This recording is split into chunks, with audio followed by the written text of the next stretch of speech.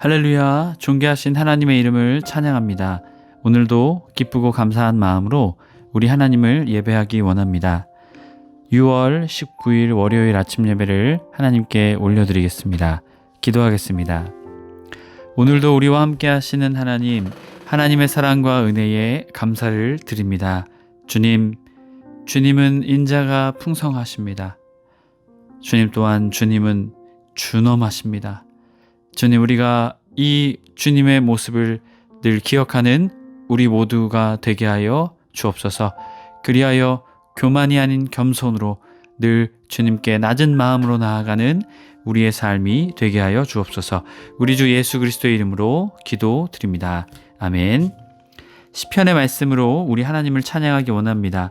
시편 103편 19절 20절 말씀입니다. 우리 함께 합독하여 읽습니다. 여호와께서 그의 보좌를 하늘에 세우시고 그의 왕권으로 만유를 다스리시도다. 능력이 있어 여호와의 말씀을 행하며 그의 말씀의 소리를 듣는 여호와의 천사들이여 여호와를 송축하라. 아멘. 오늘 우리에게 주시는 하나님의 말씀은 로마서 11장 13절에서 24절까지의 말씀입니다. 매일 성경 155페이지에 있습니다. 우리 함께 합독하여 읽습니다. 내가 이방인인 너희에게 말하노라. 내가 이방인의 사도인 만큼 내 직분을 영광스럽게 여기노니 이는 혹 내 고륙을 아무쪼록 시기하게 하여 그들 중에서 얼마를 구원하려 함이라. 그들을 버리는 것이 세상의 화목이 되거든 그 받아들이는 것이 죽은 자 가운데서 살아나는 것이 아니면 무엇이리요. 제사하는 처음 익은 곡식가루가 거룩한즉 떡덩이도 그러하고 뿌리가 거룩한즉 가지도 그러하니라. 또한 가지 얼마가 꺾이었는데 돌감람 나무인 내가 그들 중에 젖붙임이 되어 참 감람나무 뿌리의 진액을 함께 받는 자가 되었은즉 그 가지들을 향하여 자랑하지 말라. 자랑할지라도 내가 뿌리를 보존하는 것이 아니요 뿌리가 너를 보존하는 것이니라. 그러면 내 말이 가지들이 꺾이는 것은 나로 젖붙임을 받게 하려 함이라 하리니 옳도다. 그들은 믿지 아니함으로 꺾이고 너는 믿음으로 섰느니라. 높은 마음을 품지 말고 도리어 두려워하라. 하나님이 원 가지들도 아끼지 아니하셨은즉 너도 아끼지 아니하시리라. 그러므로 하나님의 인자하심과 준엄하심을 보라. 넘어지는 자들에게 준엄하심이 있으니 너희가 만일 하나님의 인자하심에 머물러 있으면 그 인자가 너희에게 있으리라. 그렇지 않으면 너도 찍히는 바 되리라. 그들도 믿지 아니하는데 머무르지 아니하면 젖붙임을 받으리니 이는 그들을 젖붙이실 능력이 하나님께 있음이라. 내가 원 돌 감람나무에서 찍힘을 받고 본성을 거슬러 좋은 감람나무에 젖붙임을 받았으니 원가지인 이 사람들이야 얼마나 더 자기 감람나무에 젖붙이심을 받으랴. 아멘. 할렐루야. 오늘 하루의 첫 시작을 주님께 올려드리게 나온 해림의 모든 성도님들을 주님의 이름으로 축복합니다. 오늘은 인자하시고 준엄하신 하나님이라는 제목으로 은혜의 말씀 나누고자 합니다. 앞선 말씀을 통해 이스라엘의 실족은 이방인의 구원을 위한 것이다 라는 말씀을 나누었습니다. 그렇기에 오늘 말씀을 통해서는 하나님은 자비로우시니 유대인을 향한 계획을 바꾸지 않으신다 말합니다. 또한 준엄하셔서 유대인들도 아끼지 않으셨으니 이방인들도 우쭐해하지 말아야 한다고 오늘 말씀은 말하고 있습니다. 하나님의 인자하심, 또한 하나님은 인자하심도 많으실 뿐만이 아니라 하나님의 준엄하심이 있음을 깨달아 우리가 늘 온전히 하나님께 거해야 함을 우리에게 말하고 있습니다. 오늘 말씀을 13절 보게 되면 내가 이방인인 너희에게 말하노라. 내가 이방인 사도만큼 내 직분을 영광스럽게 여기노니. 아멘. 지금 사도 바울은 로마 교회에 이러한 말씀을 하고 있는 것입니다. 로마 교회의 대부분은 누구였습니까? 유대인들도 있었지만 많은 사람들이 이방인이었습니다. 그러기에 그들에게 말하고 있는 것입니다. 이스라엘의 버림받음이 최종적인 버림받음이 아니다라는 것이죠. 바울은 이방인의 사도로서 결과적으로는 이방인 그리고 유대인들을 돌아오게 하는 그 놀라운 영광스러운 직분을 자신이 감당하고 있음을 말합니다. 이방인들이 돌아옴을 통해 유대인들도 돌아오게 하는 것. 여기서 이 영광스럽게는요, 독사조, 찬양하다, 영광 돌리다 이런 의미가 있습니다. 하나님께 영광 돌리기 위함이다라는 것이죠. 영광스럽게 여기는 것은 하나님의 영광을 나타내는 일이기 때문입니다. 여기서의 직분은 디아코니안, 직분으로 섬기는 일을 말하고 있습니다. 자신이 바로 이방인의 사도로 섬기는 일을 하나님께 영광 올려드리기 위해 감당하고 있다는 것이죠. 14절, 이는 혹 내 고륙을 아무쪼록 시기하게 하여 그들 중에 얼마를 구원하려 함이라. 아멘. 자, 그들 중에서도 얼마를 구원하고자 하는 마음이 있었다라는 것이죠. 매일 성경 154페이지 설명입니다. 하나님이 바울을 이방인의 사도로 부르신 궁극적인 목적은 유대인의 구원입니다. 사도는 그들이 넘어져 이방인이 하나님 나라로 풍성하게 들어왔다면 유대인마저 회개하고 돌아오는 것이 얼마나 충만한 일이 되겠냐 말합니다.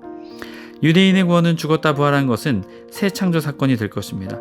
첫 열매 곡식가루, 믿는 유대인, 거룩하니 나머지 열매 만든 떡덩이, 믿지 않는 유대인도 거룩해질 것이고, 또한 뿌리 언약의 족장, 거룩하니 또한 믿지 않는 유대인들도 언젠가는 거룩한 하나님의 백성이 될 것이기에 사도 바울은 이렇게 말하고 있는 것입니다. 그래서 이방인의 사도로 세워진 자신을 통해 결국 유대인들도 돌아오기를 원했던 것입니다.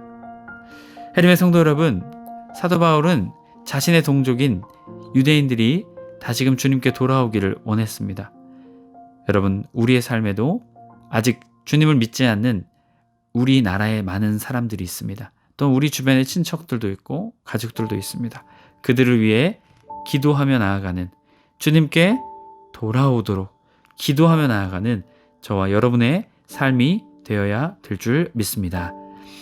이어지는 15절, 그들을 버리는 것이 세상의 화목이 되거든 그 받아들이는 것이 죽은 가운데서 살아나는 것이 아니면 무엇이리요. 자, 바울은 이방인의 선교를 통해 유대인의 시기, 그들도 구원받게 하기 위함이라는 것을 말합니다. 사도 바울의 이방 선교를 통해서 유대인들이 그것을 시기하게 되고, 그들도 그 시기를 통해서 우리도 구원받아야겠다. 그래서 그들이 돌아오게 하기 위함임을 말하고 있습니다. 자, 여기서의 유대인들 버림으로 결국 하나님께서는 어떻게 하셨습니까? 유대인들이 신앙을 버렸잖아요. 버림으로 통해 하나님께서는 그것을 어떻게 하신 것이 아니라 이방인의 구원을 방편으로 삼으신 것입니다.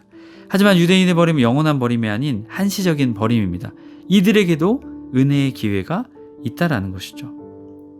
자, 15절에 버리는 것, 복음을 배척하는 것이죠.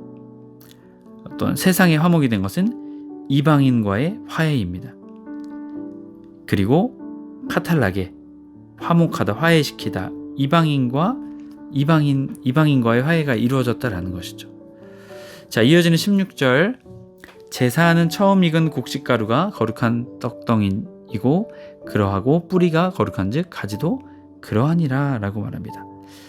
여기서의 처음 익은 열매 그리고 떡덩이, 대표로 하나님께 거룩하여 드려진 모든 것은 거룩해집니다. 이 대표성을 지닌 하나를 가지고 있는 것이죠. 그랬기 때문에 처음 유대 조상들의 떡, 이후의 유대 민족들도 어떻게 됩니까? 거룩한 백성으로 구별되게 된 것이죠. 고대에는 거룩한 장소에 나무 심기를 했습니다. 그러기에 그 거룩한 장소에서 나오는 그 이후의 나무들도 어떻게 할까요? 다 거룩하다 여겨졌습니다. 그러기에 뿌리가 거룩한즉 가지도 어떻게 됩니까? 그러하니라, 거룩하게 된다, 그것을 말하고 있는 것이죠. 또한 이어지는 17절부터 19절까지 말씀은 유대인은 참 돌감람나무, 이방인은 돌감람나무를 통해서 이들이 어떻게 하나님의 구원의 은혜에 이방인들이 들어오게 되었는지를 말합니다. 또한 가지 얼마가 꺾이었는데 돌감람나무인 내가 그들 중에 접붙임이 되어 참 감람나무 뿌리의 진액을 함께 받는 자가 되었은즉. 아멘. 자, 또한 가지 얼마가 꺾이었다라고 말하는데요. 꺾이게 된 것은 바로 유대인들이죠. 그래서 어떻게 됩니까? 그곳을 통해서 이방인들이 들어오게 되는 것이죠. 내가 그들 중에 접붙임이 되어 참 감람나무 뿌리의 진액을 함께 받는 자가 되었은즉. 18절. 그래서 이방인들이 그 은혜를 받게 되었다라는 것이죠. 하나님의 구원의 방편으로 이방인들이 들어오게 되었음을 말합니다. 그렇기에 17절, 이 불순종은 하나님의 뜻이 아닙니다. 이 하나님의 뜻대로 행하지 않았기 때문에 그들이 불순종하게 되었다는 것이죠. 그래서 이방인이 이제 함께 구원의 은혜에 동참하게 되었다는 것이죠. 18절, 그 가지들을 향하여 자랑하지 말라. 자랑할지라도 내가 뿌리를 보존하는 것이 아니요 뿌리가 너를 보존하는 것이니라. 자, 구원받은 이방인들에게 경고합니다. 뽐내지 말고 어떻게 해요? 자랑하지 말라라고 말합니다. 이방인이 스스로 구원을 받게 된 것이 아니다라는 것이죠. 뛰어나서 능력이 많아서 가진 것들이 많아서 한 것이 아니다라는 것이죠. 하나님의 전적인 은혜이기 때문에 이 이방인들도 어떻게 해야 됩니까? 내가 뿌리를 보존하는 것이 아니요 뿌리가 너를 보존하는 것이기에 겸손히 유대인의 실패를 반면교사 삼아 겸손히 하나님 앞에 나아가야 됨을 우리에게 말해주고 있는 것입니다. 19절, 그러면 내 말이 가지들이 꺾이는 것은 나로 접붙임을 받게 하려 함이라 함이니니. 자, 하나님의 은혜가 아닌 자신에게 공을 돌려서는 안 된다라는 것을 말하고 있죠. 그러게 사도 바울은 끊임없이 이 이방인들을 향해서도 교만하지 말 것을, 하나님의 은혜임을 깨달아 하나님의 경고를 그들에게 말해주고 있는 것입니다. 20절, 옳도다. 그들은 믿지 아니함으로 꺾이고 너는 믿음으로 섰느니라. 높은 마음을 품지 말고 도리어 두려워하라. 아멘. 사도 바울은 그들에게 말하죠. 높은 마음을 품지 말고 도리어 두려워하라. 하나님을 경외하라라는 것이죠. 높은 마음, 교만한 마음이 아닌 겸손의 마음을 품고 하나님을 두려워하며 하나님의 은혜 받은 자의 합당한 삶을 살아야 됨을 우리에게 말하고 있습니다. 하나님의 성도 여러분, 우리는 우리의 삶이 하나님의 전적인 은혜인 줄 믿습니다. 우리의 공로가 아니라 하나님의 은혜다라는 것이죠. 그래서 사도 바울은 이방인들을 향해서 높은 마음을 품지 말고 도리어 두려워하라라고 말하고 있는 것입니다. 만약 우리가 이러한 마음을 품지 않는다면 우리도 유대인들처럼 교만하여서 하나님 없는 하나님의 백성이 되어 버림받을 수 있게 되기 때문이죠. 그렇게 사도 바울은 강력하게 말하고 있는 것입니다. 하나님의 모든 성도님들이 이 마음을 품고 살아가시길 주님의 이름으로 간절히 축복합니다. 21절, 하나님이 원 가지들도 아끼지 아니하셨은즉 너도 아끼지 아니하시리라. 아주 무서운 말씀이죠.